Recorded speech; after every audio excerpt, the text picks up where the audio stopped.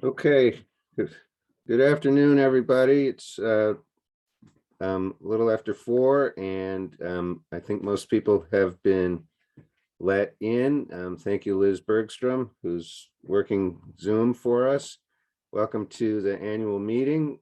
We had hoped to have this in person, but thought about it a couple of months ago because of COVID concerns, and just since things have swirled back, I think we may have made the right call, but hopefully we've got people joining us from a wider field as we're doing this. And we're very fortunate to have Bob Zaino as a speaker, who will be introducing him later. I'm John Gregg. I'm a member of the board for the last 2 years and convener of the Outreach and Programs Committee. We're going to have some announcements and some committee reports, a discussion about board members briefly, a presentation to some volunteers of the year, and then we will hear from Bob. So for starters, I'd like to introduce the chair of our board, Silas Roberts, who does an awful lot, and he's also going to take it away right now. So, Silas, all yours. Thank you, John. First, I want to say a huge thank you to all our donors and supporters and volunteers of the Pinnacle. All your support keeps the organization continuing on its mission, various recreation trails and conservation of land. Another big thank you to all of the Pinnacle board member volunteers. They do the day-to-day work of running the Pinnacle, and that takes a lot of time for everyone, and we really appreciate that. And with that, I turn it over to Lisa Merton for the good news of Lily Pond Highlands.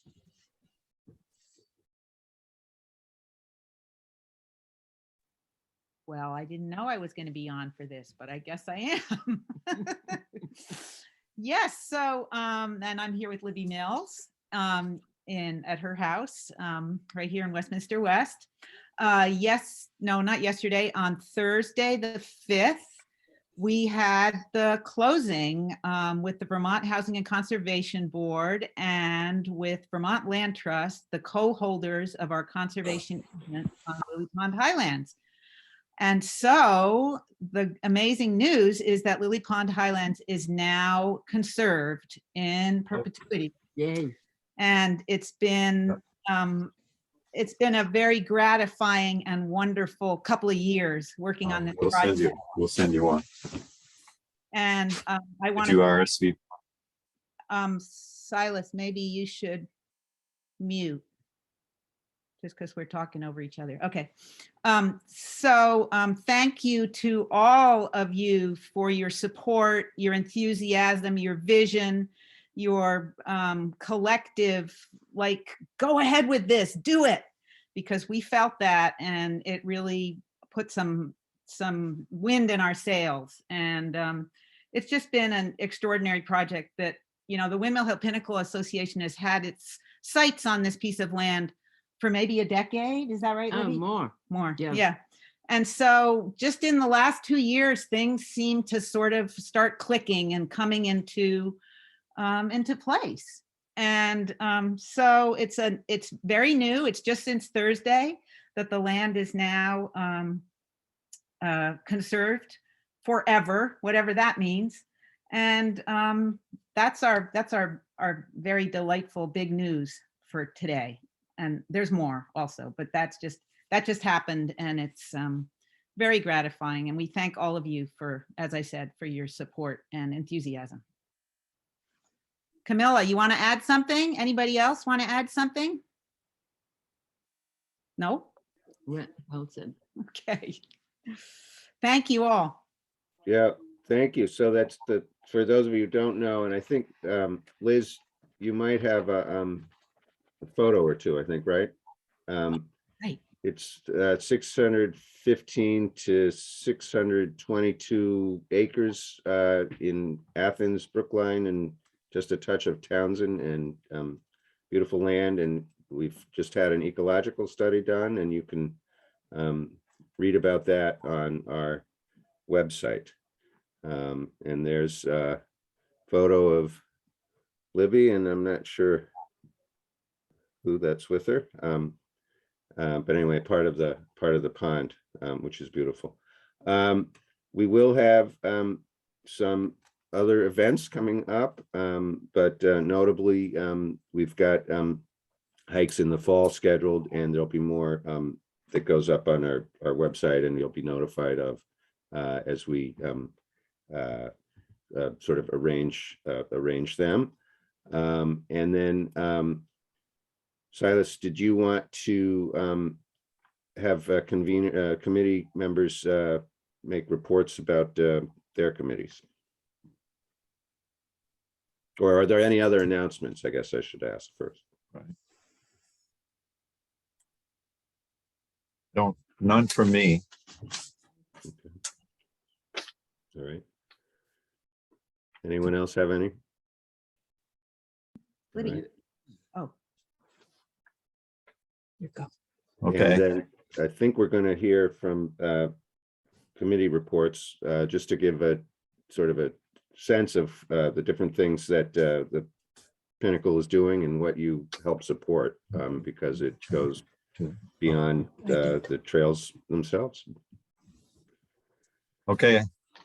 So the first committee on the list is Conservancy with Lisa Merton.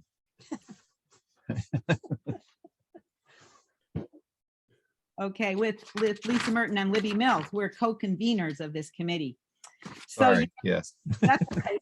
So yesterday, when I called Libby, I said, Libby, we need to come up with 3 bullet points about our work on the committee over the last year. And without missing a beat, she said, Lily, Pond, Highlands, 1, 2, 3.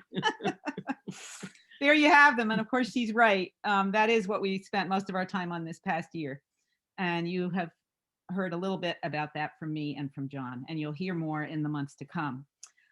So that is really, that's all our bullet points, but just another brief note on a project that we worked on. A group of people spearheaded by Allison Latham got together to raise enough money to buy 12 acres from John Shaddis up on Old Athens Road that is right on the eastern edge of the Jamie Latham Trail. The trail was like right on the edge of his land. And I think Allison and many of us had felt that it would be good to have a wider piece of land there. So that a group of people bought that, and it's flat land, which is a rarity for Windmill Hill Pinnacle lands. And the intention of the present owners is to pass it on to Windmill Hill Pinnacle Association.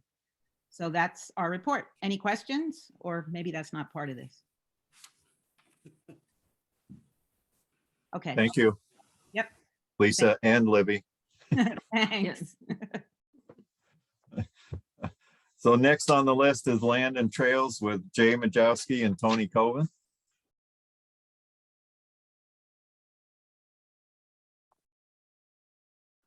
Tony, are you here with us? You want to say something, Libby? No, just Okay. that it's been tremendously rewarding and wonderful. No, about Tony. About Tony is called off for he's on a call. He called Okay. a few minutes- Okay, I'll do, I was hoping that Tony would fill in about trails, but I'll do the land management portion. And a major focus of our land management committee, part of the Trails and Land Management Group, has been on the Lily Pond Highlands, as you might guess. First of all, Bob and Kate Bover of Athens have agreed to serve as the stewards for the property, since they were familiar with the pond and the major travel routes which access the property. They were also the first people that took me up there and told me about all the things that went on with the property, with ATVs and that sort of thing. So I think they're going to really work out very well.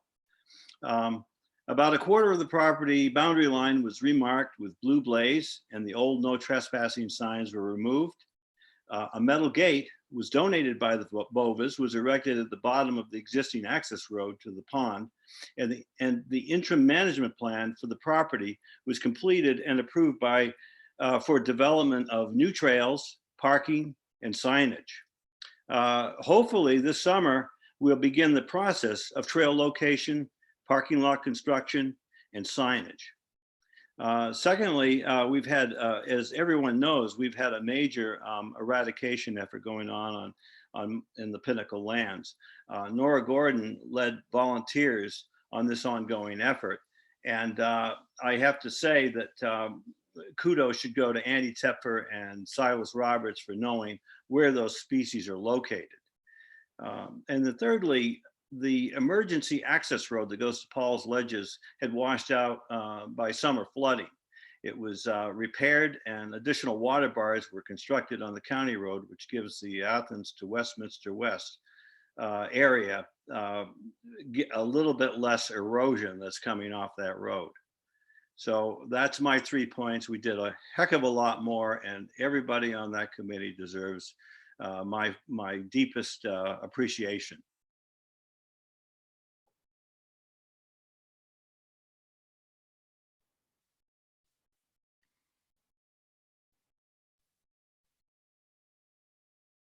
Thank you, Jay. As always, Tony manages a ton of volunteers to keep the trails open. There's are all volunteers for each part of the trail system, and they're all in very good shape, and the signage is in good shape. And I have to give great kudos to Tony for keeping that going. So I'm sorry that he couldn't be here to say it himself. Next on the list is outreach and program with John Gregg. Hi, me again, and thank you. And just for those of you who don't know, Tony is on the fire department in Westminster, so he's obviously gotten called out on an emergency there. Couple of things. We've had a number of programs which we were glad to have. In early March, Lynn Levine did a tracking. She's a forester, and she did a tracking educational walk and workshop in the snow. And we had accessibility day that got some folks up on the Pinnacle Ridge in the fall, along with annual hikes in Athens Dome and Bald Hill that Camille and Vanessa Stern led. Those are always popular. And we hosted the annual West Hill Grinder, which has a lot of folks on mountain bikes, more than 90 people. So that is also partly a fundraiser for the Pinnacle. We were glad to help with that, along with Howard Prusek and the West Hill Shop. And we were very glad to begin again sponsoring a naturalist for the Westminster schools, who went on a couple of hikes with some students and did some educational work with them. And I think some more classes are actually going to be on the Pinnacle Trails in June, still before school lets out. And then also, just to let people know, we created a task force about dogs because there had been concern about dogs running off leash. And we are going to be reaching out and increasing the signage, reminding people that dogs need to be on leashes when they're on the Pinnacle trails. And part of it is as trail usage increases, including more hikers who mistakenly think that dogs are allowed to roam free on the Pinnacle trails, conflicts are a growing concern, including with small children. For those of you who are wondering, the Vermont state park policy is that dogs must be on a leash.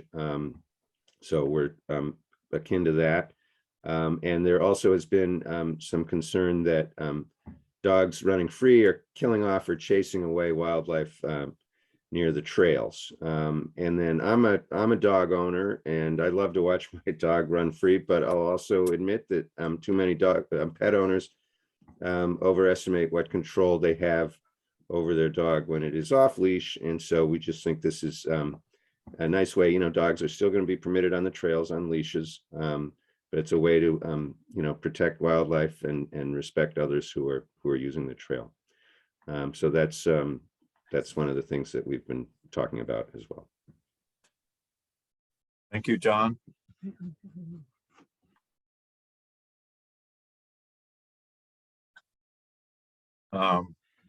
Next on the list is board development with Jennifer Latham. Hello. Yeah, we've been kind of chugging forward with board development. We've done a review of our bylaws that we were hoping to finalize this year, which was to update the bylaws to accommodate virtual meetings and elections. Thank you to the pandemic. And we also wanted to update our process by which we can bring new trustees into the board on a more, not just annually, but as people are excited to join the board, to have a process to do that during other parts of the year. We continue to work on getting our records centralized and stored electronically. Kind of slow process. Hopefully going to get to some of those boxes in Sarah Waldo's basement in the near future. But the big part for us this year is that we are doing a retreat on the 21st of May, which is a really important part of our 5-year strategic plan.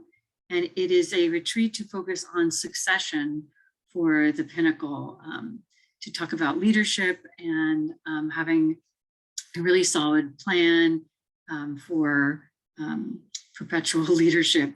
And I really want to give a shout out to some of the previous chairs who gave their time and in some cases money to help support this. They did some working with our facilitator to give some input, and we really want to thank them for that. So we'll be spending a day pretty soon to talk about ensuring solid leadership for the Pinnacle in the future. So that's what we've been doing. Thank you, Jennifer. Next on the list is fundraising. Camilla Roberts. Me. We are so impressed by the support that has come forward stronger than ever through the pandemic and with Lily Pond, and people have still continued to support stronger than ever. Just the operating that annual appeal is so important for us, and it's no small thing that the amount of support that comes through. I just want to really thank everyone for that. We had a pop-up shop online, thanks to Jennifer Latham's innovative abilities with computers and willingness to try to figure it out. It was quite a success, and there's new shirts and backpacks and such available now that she had a great deal to do with the design, and Allison drew the very cool design of the cabin on it as well. The major grants that came through for Lily Pond and all the donor support have been said. I'm going to say it again. This has been one of the biggest projects that we ever took on. We were scared to do it. We had great advice from Judy Anderson. We did something we've never done before as an organization, which was to do bridge loans and substantial ones. Many private individuals helped us, and the Vermont Land Trust came through as well, so we could purchase the property before we could complete the whole fundraising process. This is a big deal, and it means that we are kind of empowered to think a little bigger, and there may be more projects in the future that we could consider, knowing that we have now got the experience of a really broad-based, large, ambitious fundraising project, and quite a team effort. So thanks to everyone for all you have done. And we have arrived at the home gate. Now we can concentrate on the trails. That's it. Thank you, Camilla. Next on the list is Saxon's River Valley Trail Initiative with Peter Bergstrom, which is kind of a satellite organization under the Pinnacle, and kind of trying to connect the trail system from Saxons River to Bald Hill to the Pinnacle. I Is think he- he is imminently joining us. He got held up with an errand. Oh, but, Okay, is there one other person who could go first, or is that the last? I can do Bald Hill. I'll do Bald Hill. Vanessa Stern couldn't be here. But as John Gregg said, they had a November hike with 10 people last year, and they're going to have another hike this year on October 22nd on Bald Hill. The trails have been cleared. They had a couple down trees from winter storms, but the trails are cleared and in good shape.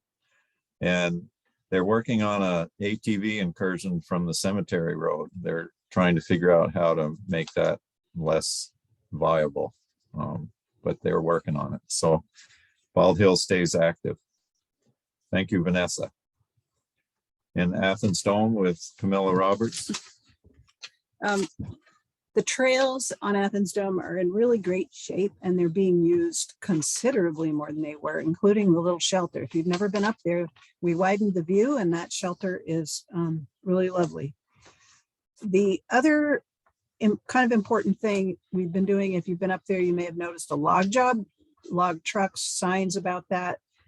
The road was open all winter with plowed because of these log trucks. And we've been being attentive to the condition of the Ledge Road Brook there because the road is so close. And there have been a few times when we communicated with the loggers and Grafton Improvement Association Forester, and we are very grateful to them for being right on it and letting us know what was going on, and in some cases responding with a little bit of extra erosion control and so forth. I think that log job, we're thinking it may be coming to completion by next winter, but we're not sure. We'll let you know. Thank you, Camilla. I guess, has Bob Gay been able to join? If Bob's joined, then he can do a finance there. report. He's Hello, muted, Bob. yep. Yeah. Hi, this is Peter. I'm here. Sorry, I'm So- late. Bob, why don't you go ahead first? Okay.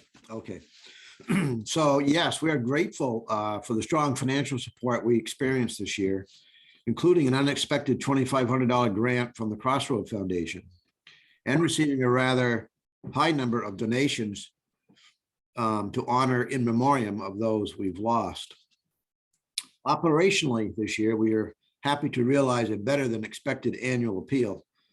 We were hoping to receive around $16,000 from that appeal, and we've actually received over $22,000. To date, the Iron Ranger donations of $700 are as high as $781, and the Iron Ranger, as you know, is at the Holden Trail kiosk. We were surprised by how high that came in, even after we opened the trails late from the COVID year.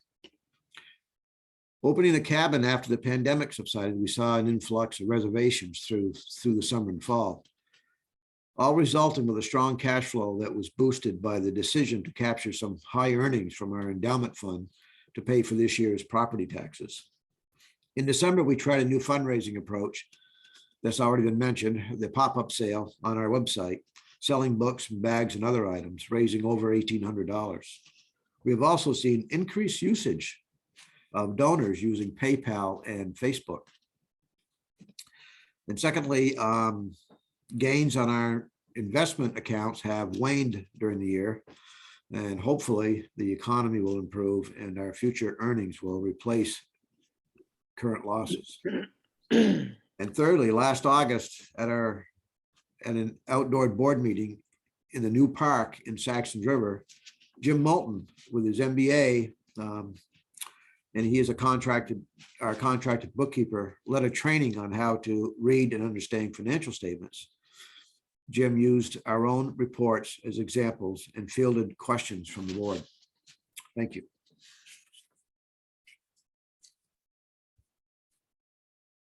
Thank you, Bob.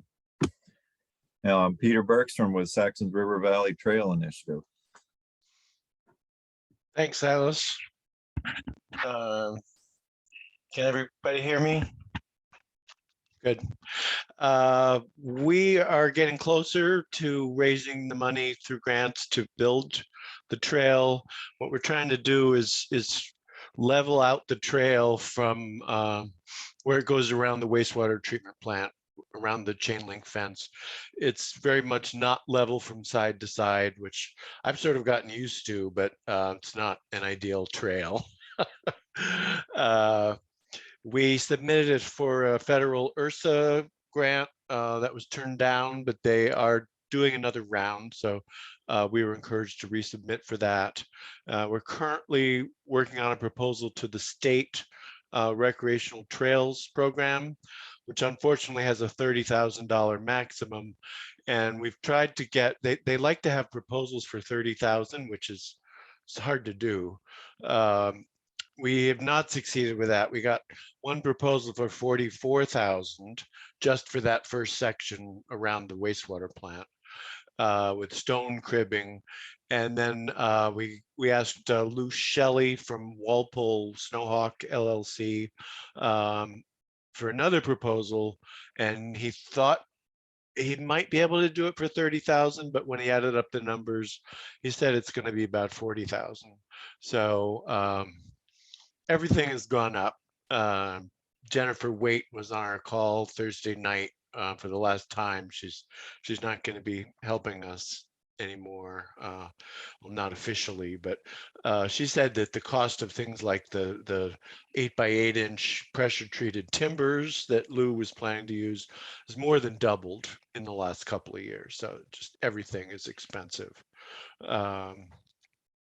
So yeah, we'll just have to see. And it just doesn't make sense to start building the trail around the chain link fence and then just stop. You know, you really, it's only about 600 feet to the end of the fence. So it makes no sense to stop part way.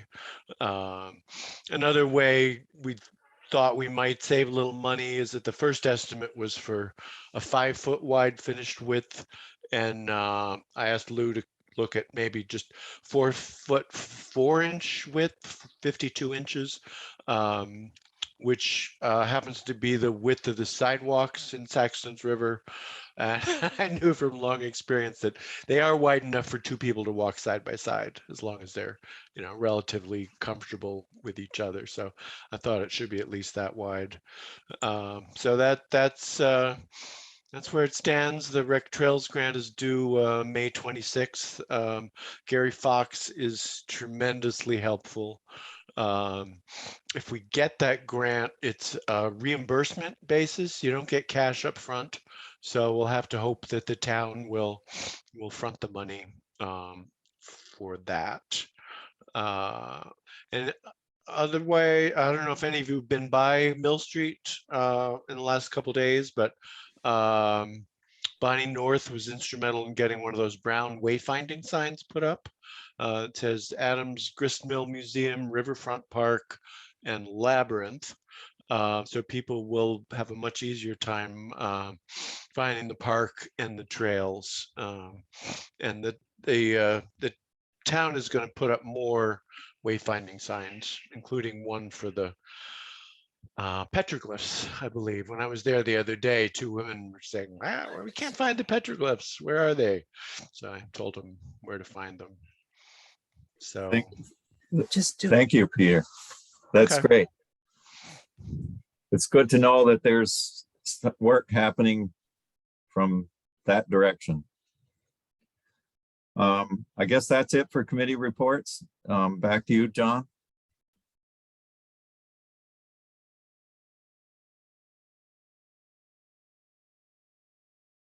So I'm unmuting. Sorry about that. That's okay.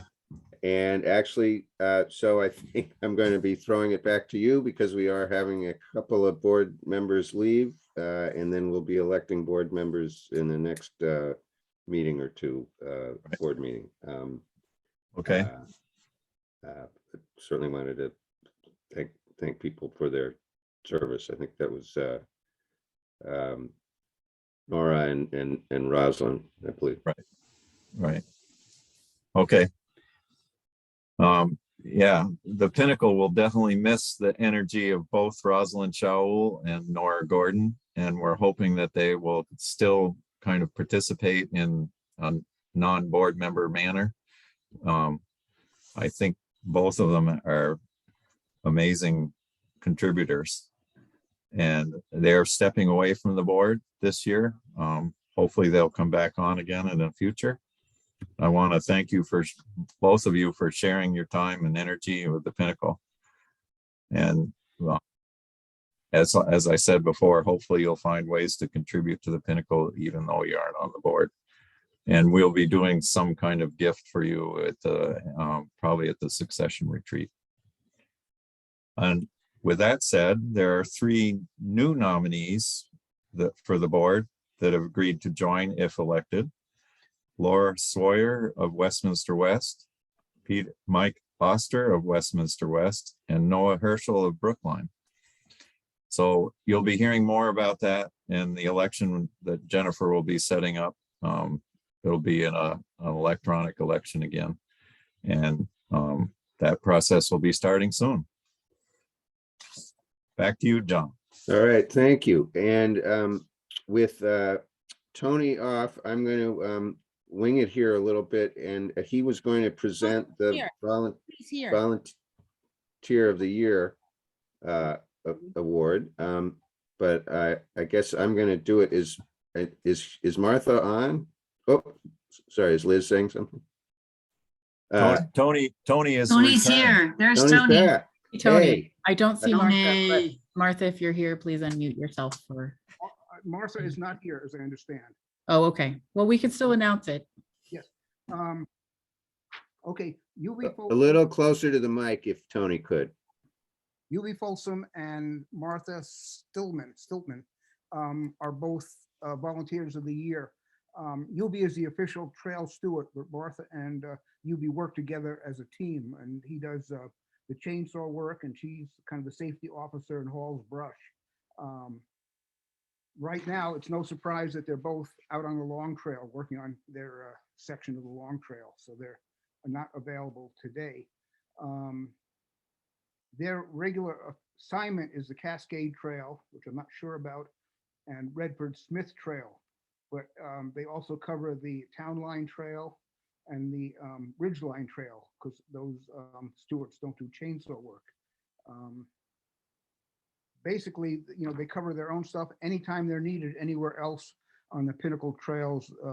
They just jump right in, and we'll be presenting them a gift. It's a panoramic photograph from Paul's Ledges and some maple syrup. So we appreciate their work. I think that's it.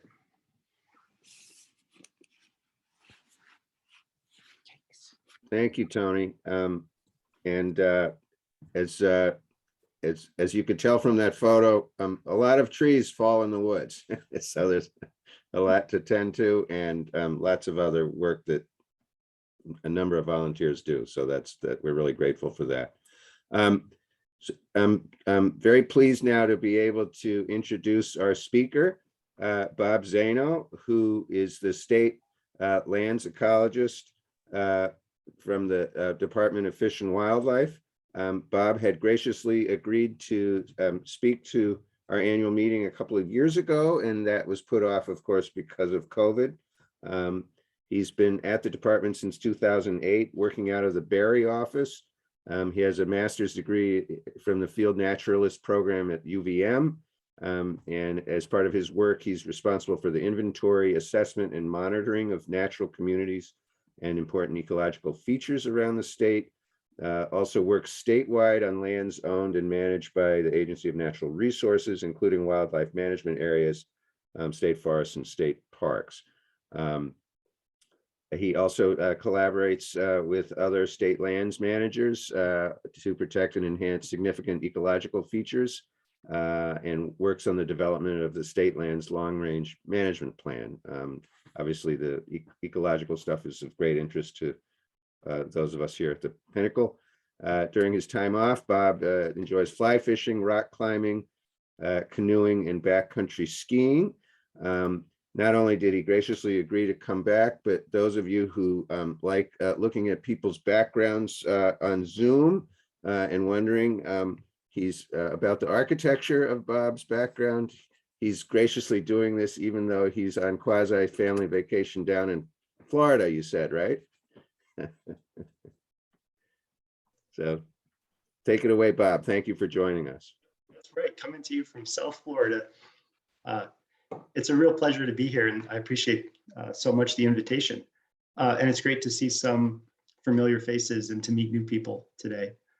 I'm going to try to share my screen, which I can't do and talk at the same time.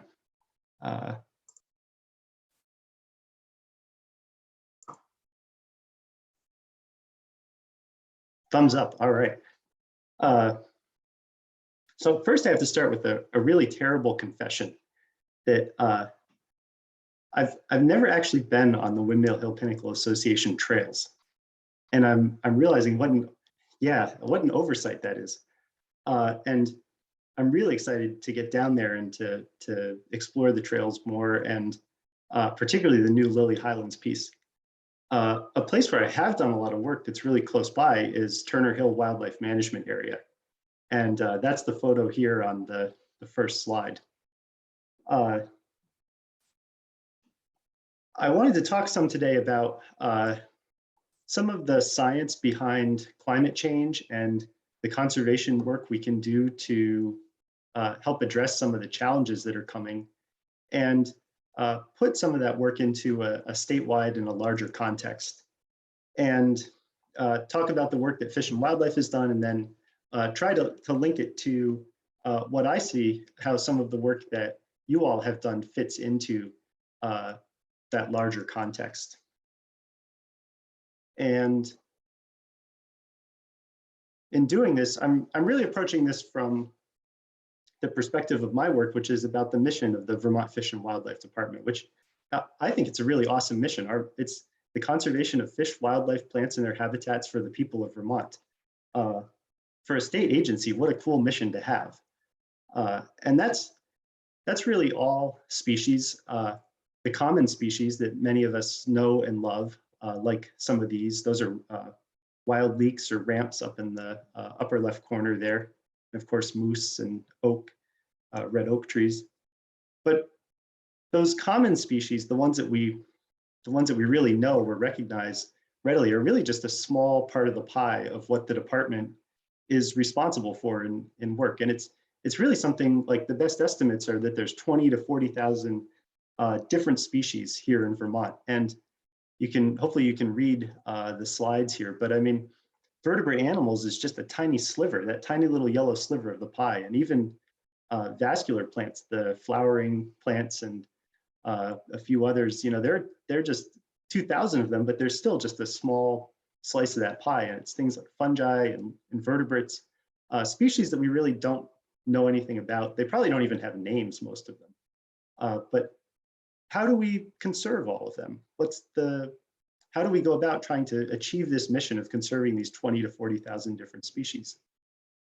And particularly when the things won't stay put in time. And we know, I mean, just thinking back, this is a kind of artistic look at geologic time here, going from Precambrian. Let's see if I can do a laser pointer here.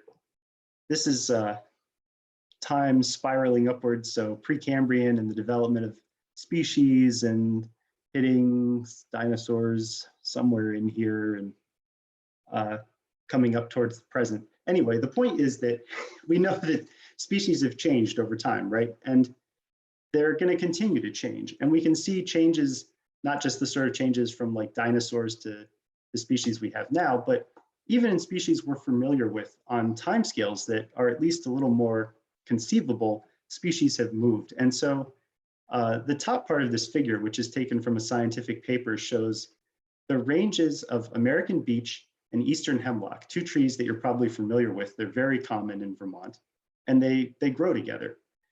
And this map is showing time 12,000 years ago to 8,000, 6,000 to 500 years ago.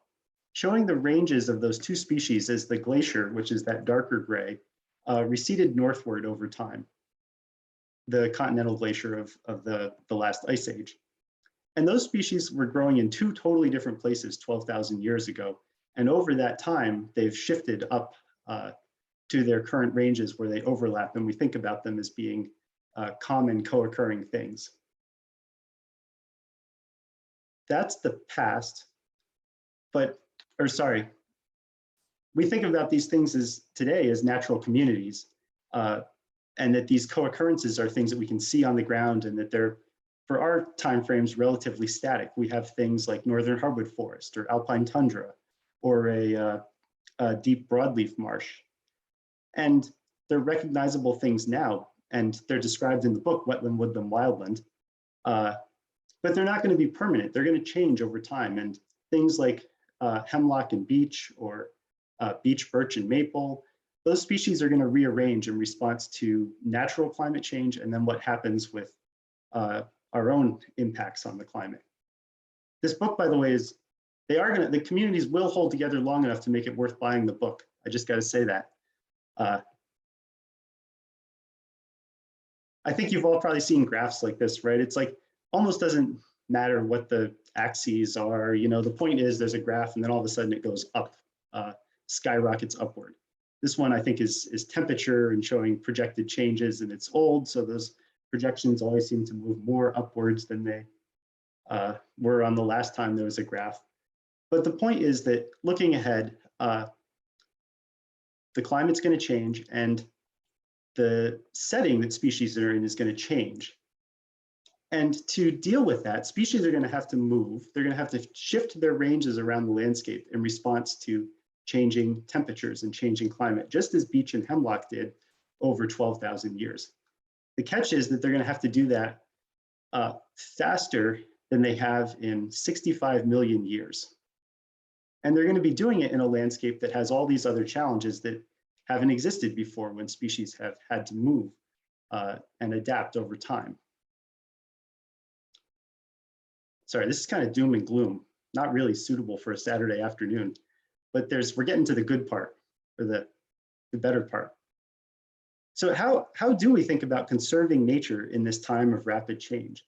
And I want to propose that there are, I think, three sort of broad concepts that, when they're implemented, they give nature the best shot to deal with these sorts of changes and challenges that are happening and predicted to just be even worse in the future.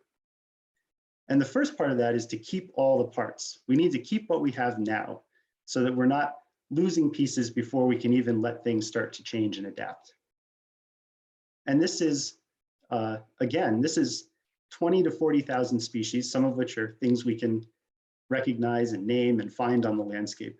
And then there's all those other species. And if we think about the natural communities we have now, these recognizable patterns where things occur together, like a limestone bluff cedar pine forest on the shores of Lake Champlain, or a Kildare talus woodland that you might find high in the Green Mountains. We don't know everything that might use those places, but there's likely to be fungi, invertebrates that are tied to those particular communities. And if we are conserving all the different types of natural communities around the state, hopefully, collectively, those are providing habitat for many of the species out there, many of those 20 to 40,000 species, even if we can't find all of them or know for sure that we're doing it. It's an approach to conservation that's called coarse filter conservation, because we're sort of coarsely thinking about trying to catch many species with bigger features. So that's keeping all the parts.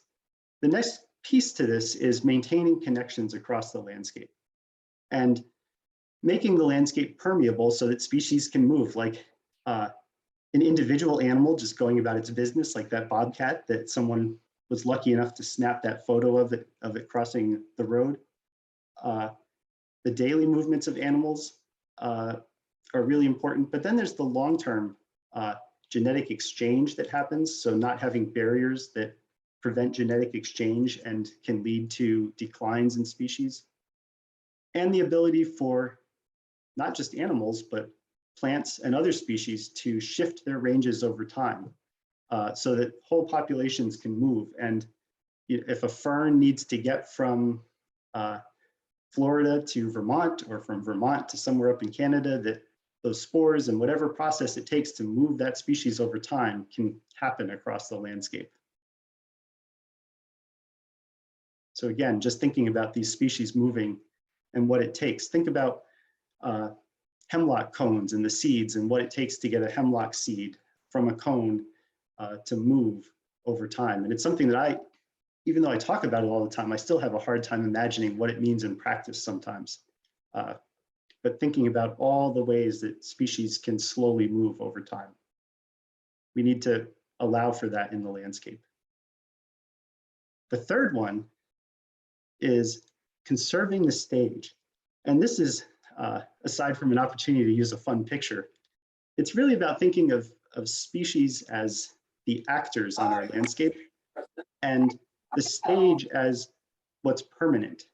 The play can change over time. One day it might be Shakespeare and another day it might be something else, but you can continue to have the actors there if you have the stage. If you don't have the stage, you can't have everything from it. And in this case, the stage is the physical landscape that underlies everything. The bedrock, the landforms, the slope and aspect and elevation, that whole mix of physical features, including water too, that really shape what plants and animals are going to be at a particular place. And I want to dig into this a little bit. It's not a new concept. I think it's kind of intuitive in some ways. And Alexander von Humboldt was one of the early scientists to really put this down on paper as a concept. You know, here I think these are mountains in Ecuador that he visited and studied and described the different vegetation of different elevations on these high mountains that are, that's, I believe, meters on the side there. I believe these are like 19,000 foot mountains. And describing that the physical setting of each place greatly shaped the vegetation there. And we can see that in Vermont. If you go to the Champlain Valley where there's heavy clay soils, you might see species like bur oak or different hickories. In a rich fen, you're going to find a whole different suite of species like northern white cedar or cotton grass. A dry, rocky oak, dry oak forest natural community is going to have oaks and maybe beech, maybe witch hazel and other species. Different animals too, right? Squirrels and turkeys might be in the oak forest, but they're not likely to be found in the rich fen. And then a floodplain forest where the river is flooding annually and depositing silty soils, and you get this mix of sensitive fern and species like silver maple. And you might find cerulean warblers here that won't be in any of those other communities. So species can't just go anywhere when we think about species moving. They have certain physical requirements that they need to have, and they need to get to a place that can provide the physical setting they need. Just one example of a specific plant here in Vermont. This is from Smuggler's Notch. It's the only site where we have this pale painted cup, which is a relative of the Western Indian paintbrush, I believe. And it's really tied to these calcium-rich cliffs. And we have no other setting like that in Vermont. And for this species to move over time, it's got to find another cliff that has that calcium on it and get to it.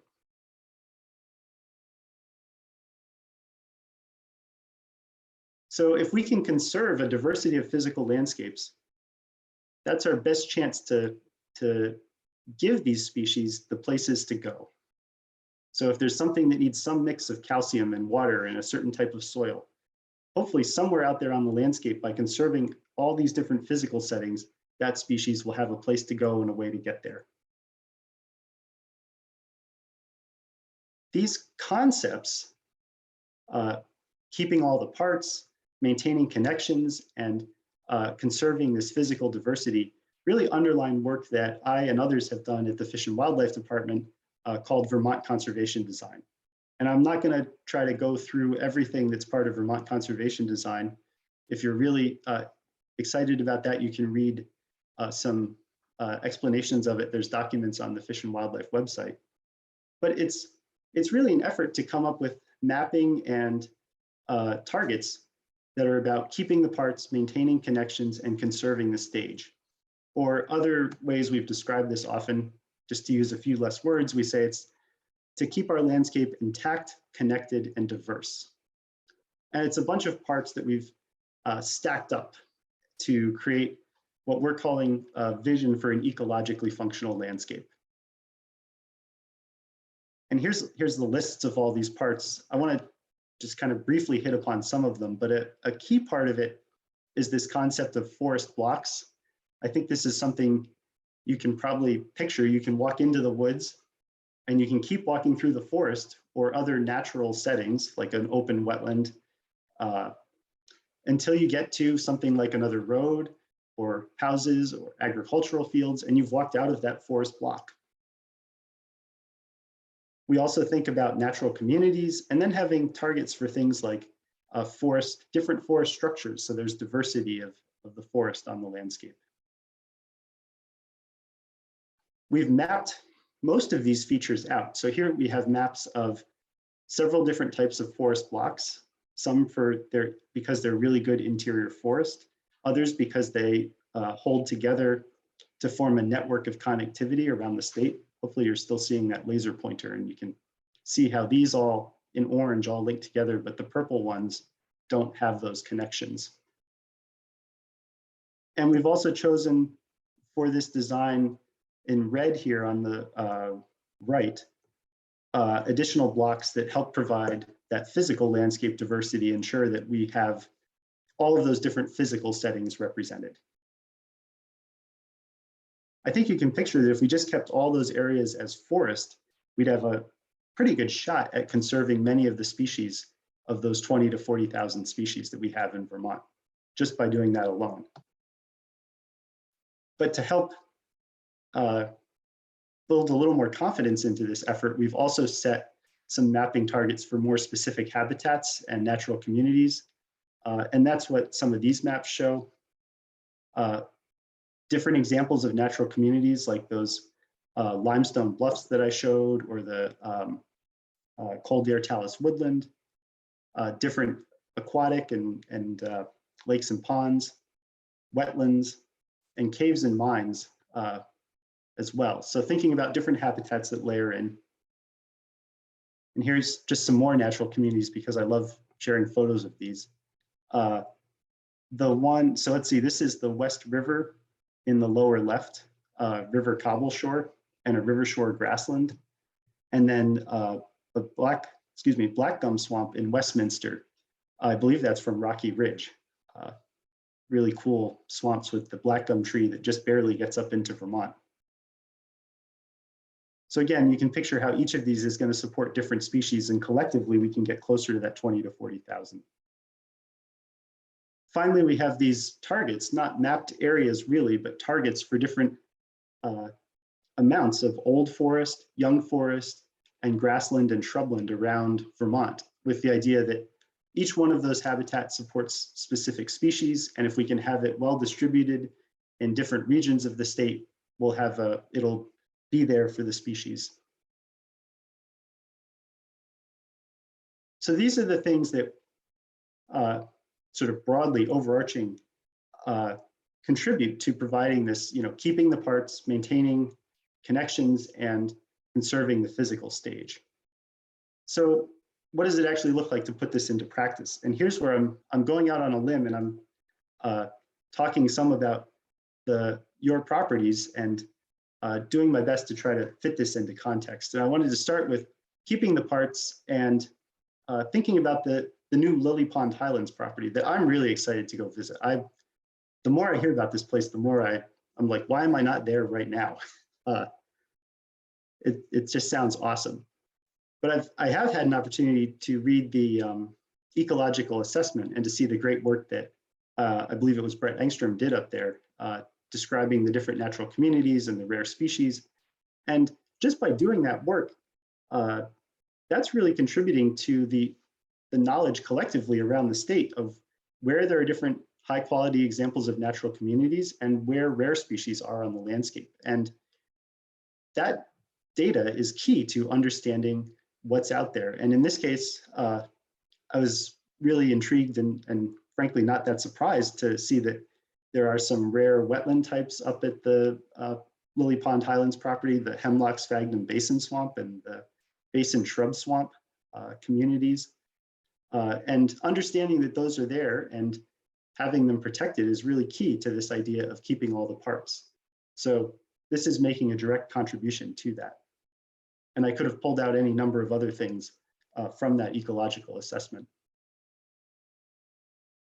The other thing, and at risk of presuming about the management direction here, but from what I've heard and read, it sounds like there's an intention, at least for at least a good chunk of this property, to perhaps not be managed and to be a place that will store carbon.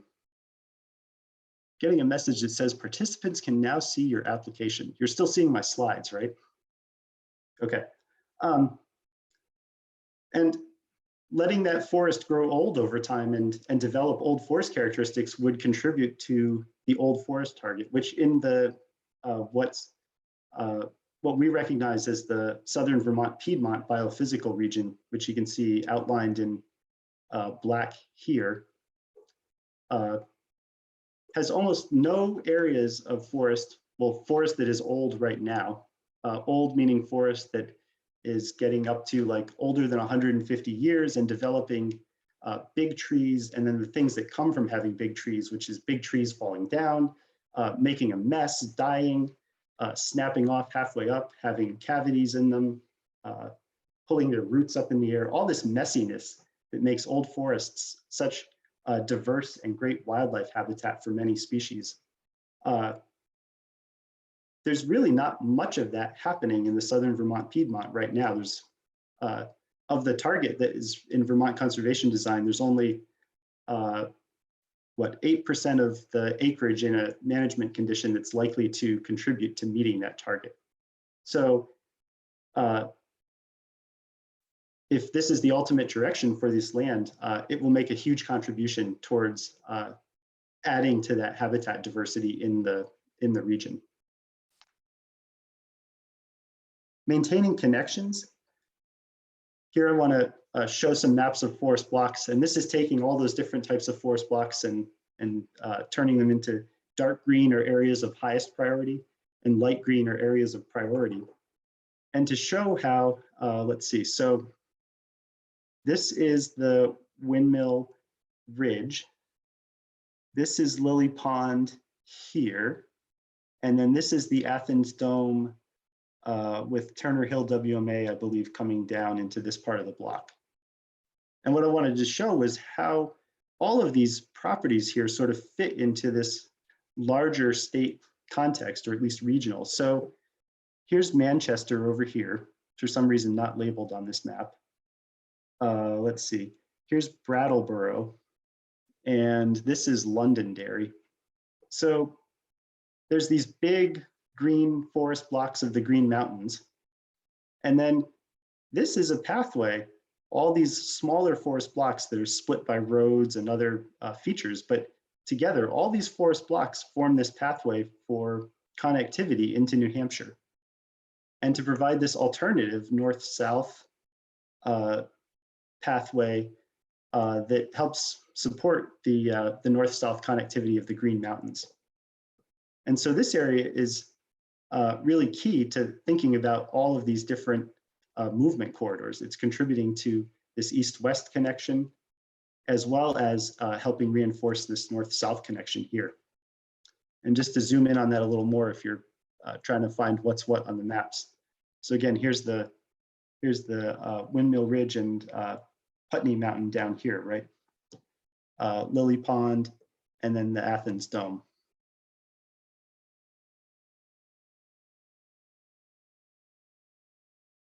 And then conserving the stage, I just wanted to point out the area around the Bellows Fall High School and then the Bald Hill, that this is an area recognized because it has such a great mix of physical diversity. It's got this low elevation hill and then these sandy flats that are not part of the Pinnacle property, but are adjacent to it. And that proximity and juxtaposition is really valuable. This area is the glacial lake sands deposited by Lake Hitchcock. I think the sands in this photo are actually from Lake Champlain area, but same process was going on in the Connecticut River Valley that resulted in this really distinct natural community, this dry pine oak sandplain forest. And having that protected and juxtaposed with the low hill and the species that can use that forest block and those very rare physical settings, this is something that occupies less than 5% of Vermont. That's really important. And so that whole area is making an outsized contribution to protecting biodiversity in Vermont.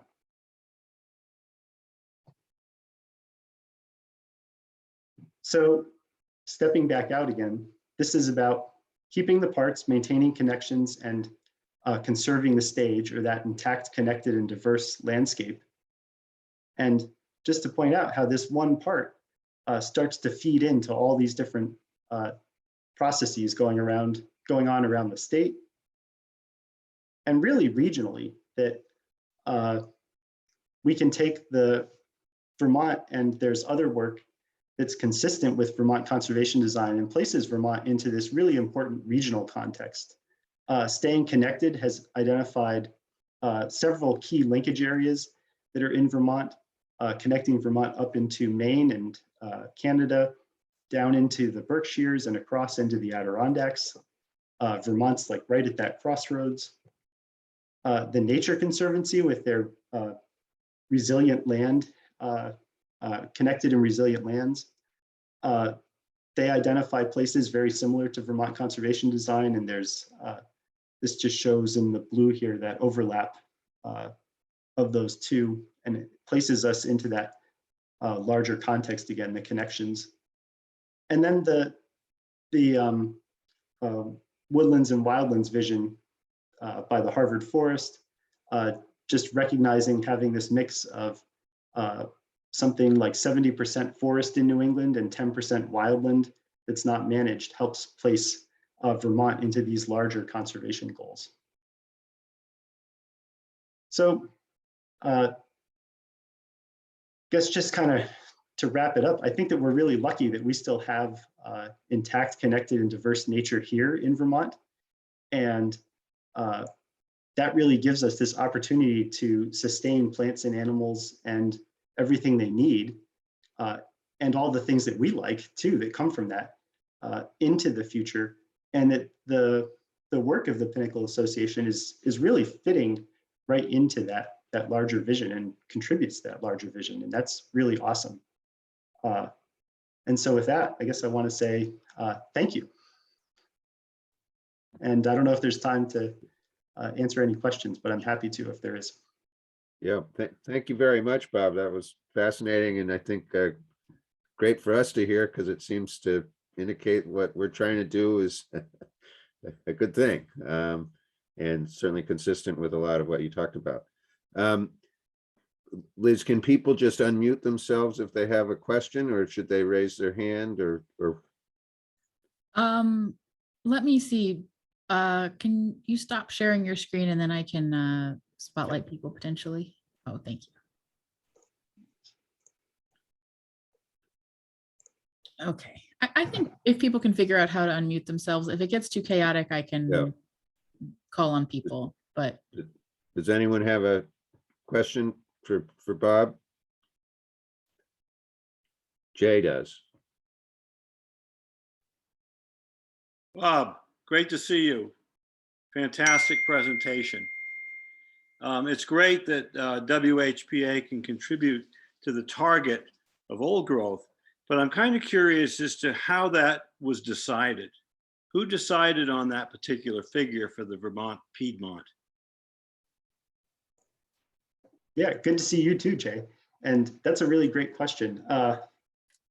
It is, so when we look back at the science about what sort of what the landscape was like originally before the arrival of Europeans, there was this landscape that was something like 60% old growth forest, 5%-ish young forest, and then the remainder, whatever that would be, in sort of these in-between stages. And that's a landscape that supported almost all of those 20 to 40,000 different species. And but it's not a landscape we can go back to. That's not a goal to try to reintroduce 60% old forest. So we used a process of professional judgment to try to think about what would be a reasonable amount of old forest that would contribute to bringing that back on the landscape in a meaningful way and provide the room for allowing species and processes to occur while being in balance with all the other values of the forest.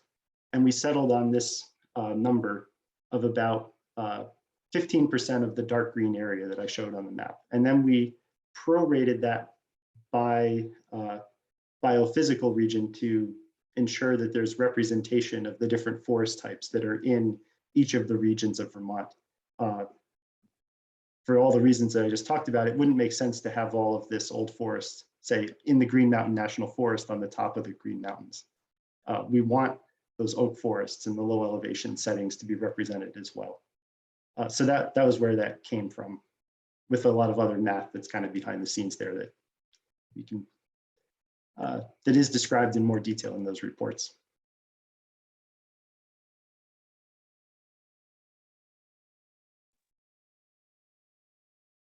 I had a question about just what you mentioned at the start with the, I don't know if migration is the right word for the beech and the hemlock, but you know, and if that's going to be unfortunately happening more because of climate change, does that complicate what we consider to be a native species?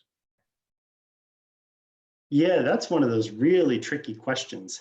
And I know that it can elicit some really strong opinions about what it means to be that, well, that there's values associated that we place on native species and non-native species. And I mean, species have always moved. And so it becomes fuzzy, I think, when you consider it in the long term.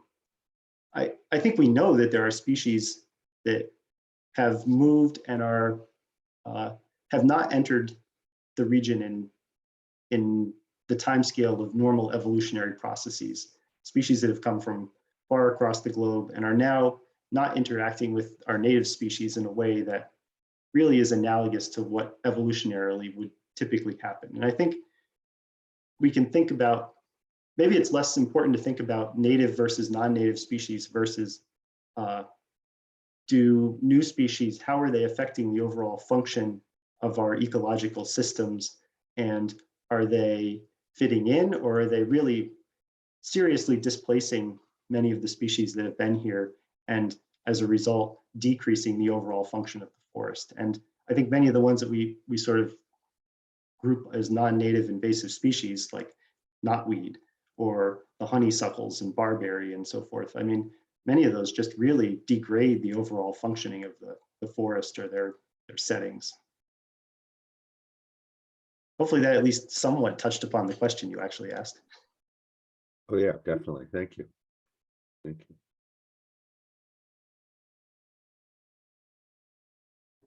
you. Peter has a question. Bob, when you're talking about leaving, say, some of the lily ponds parcel undisturbed, how do trails fit into that? Does trail building and trail maintenance qualify as disturbance? Or are there different ways to do that? Yeah, another great question. I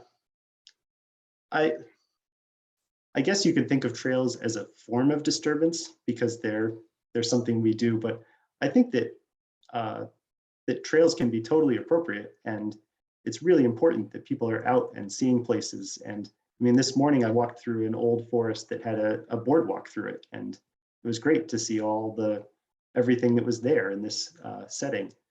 And so I think that placing trails, there's considerations about what are the impacts to the different natural communities and perhaps to the wildlife that are there.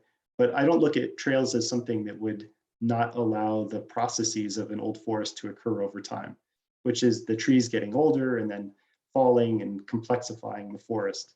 So I think it's good to be thoughtful about trails. I don't see them as at odds with that goal.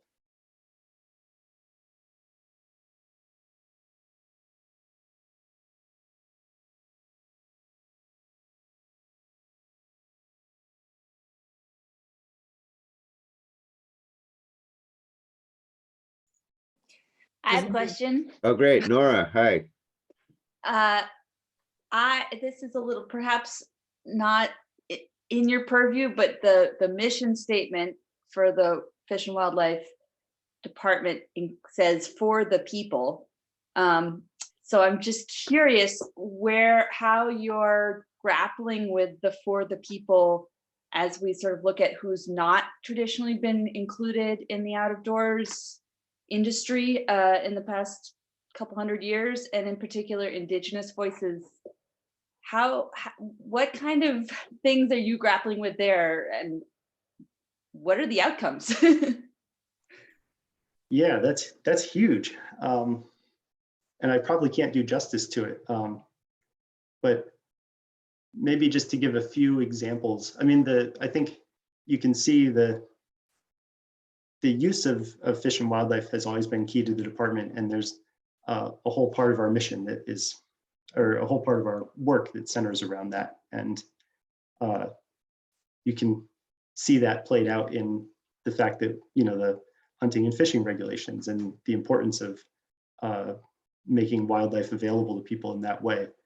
The department has been doing work to try to expand outreach to groups in Vermont that have not traditionally been part of our sort of what we think of as the constituents of the Fish and Wildlife Department, but working in places like Burlington and the Intervale, or we've worked to set up agreements with the Abenaki tribes in Vermont to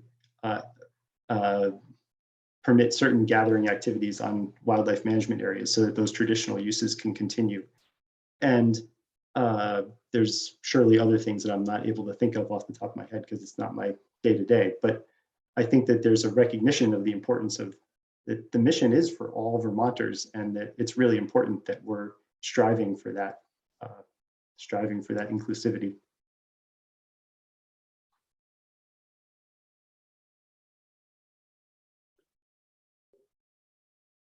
Great. Anyone else have a question for Bob? All right. Well, thank you, Bob. I think this is tremendously informative and gratifying to hear and encouraging.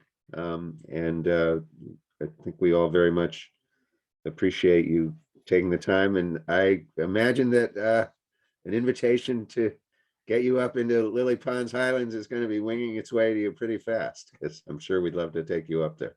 I would love that. Yeah. Thanks. Yeah.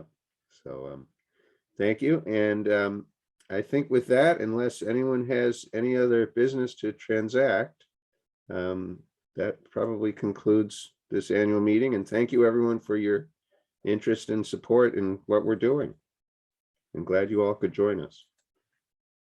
Silas, do you have anything, last thing you want?